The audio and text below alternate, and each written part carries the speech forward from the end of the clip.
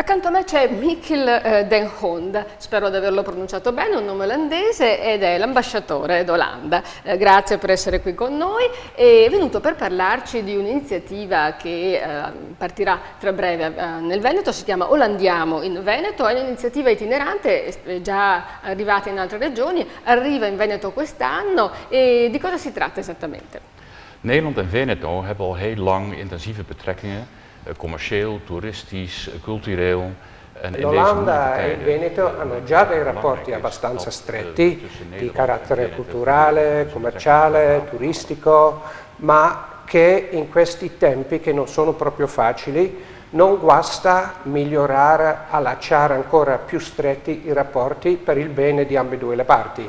Zelfs in deze moeilijke tijden is de handel tussen Nederland en Veneto ongeveer. Già adesso c'è un volume commerciale tra l'Italia e il Veneto di quasi 3 miliardi di euro e adesso che a quanto pare stiamo uscendo dalla crisi è utile cogliere l'attimo per aumentare questo volume come dicevo, perché può servire a tutte e due le parti.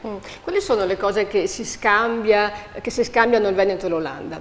Het is het hele scala van economische producten. Il gamma dello scambio tra l'Olanda e il Veneto è molto ampio.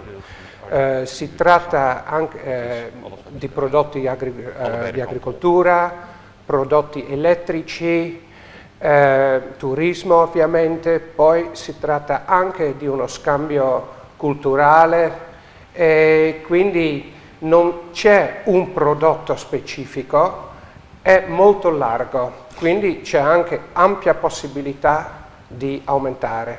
Parliamo delle iniziative che organizzerete prossimamente nella nostra regione, tra le quali c'è anche una partecipazione a una manifestazione a Padova legata alla bicicletta, perché la bicicletta è un elemento che unisce il Veneto con l'Olanda. Nee, dit is zeker een onderwerp dat we zullen benadrukken. Certamente la bici è molto importante e anche per quello che a settembre di quest'anno l'Olanda sarà paese ospite dello Expo Bici a Padova e per noi la bici è praticamente una seconda natura. Ecco, in particolare parliamo di Venezia, sì. Patria della cultura, dell'arte, ci sono molti appuntamenti interessanti. Sì.